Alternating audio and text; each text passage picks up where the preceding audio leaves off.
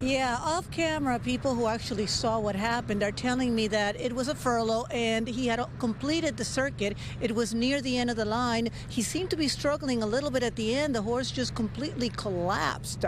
Now, Santa Anita is keeping media outside of the property, and in essence, you can't blame him. It was just, what, 2 years ago we were out here with protesters complaining about 36 horses dying in one season, the 2018-19 season, and that season alone. So yeah, this is a nightmare for them. Watch.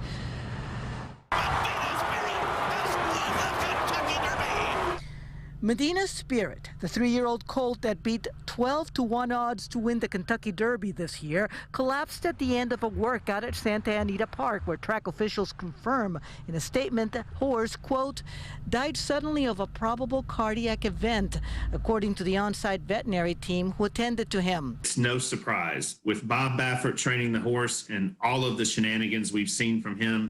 Marty Irby, well-known racing horse wellness advocate, is referring to Medina Spirit's trainer, Bob Baffert, probably the industry's most recognizable but also controversial figure who has been investigated in the deaths and alleged drugging of racehorses. After Medina Spirit won the Derby, the horse tested positive for the banned steroid betamethasone. And Baffert blamed the result on a rash ointment. That result is still being reviewed when the horse died in Santa Anita. Baffert issuing a statement reading in part, quote, Medina Spirit was a great champion, a member of our family who was loved by all, and we are deeply mourning his loss.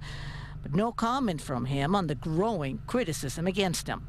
We've had numerous horses that Bob Baffert trained that were tested positive for illegal drugs in the past, the same drug, mind you, that Medina Spirit tested positive for at the Kentucky Derby this year. Well, I understand that the necropsy is being done on Medina Spirit. And we should await the results of that before we make some kind of conclusion about what's going on. I think what it does, though, is wake us back up as to the necessity for oversight. Congresswoman Judy Chu asked for investigations on Santa Anita Park after the high number of track horse deaths during the 2018-2019 season resulted in protests. I think that the results of that should be made public immediately upon receipt.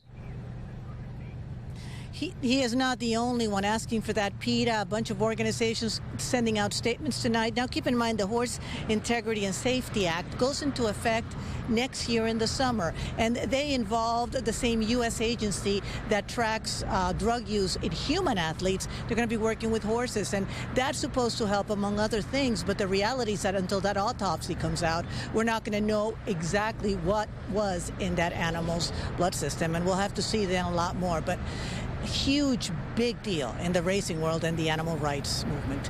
I'm Christina Gonzalez, live in Santa Anita. Back to you guys. All right, Christina, thank you. Still need some more answers on that one.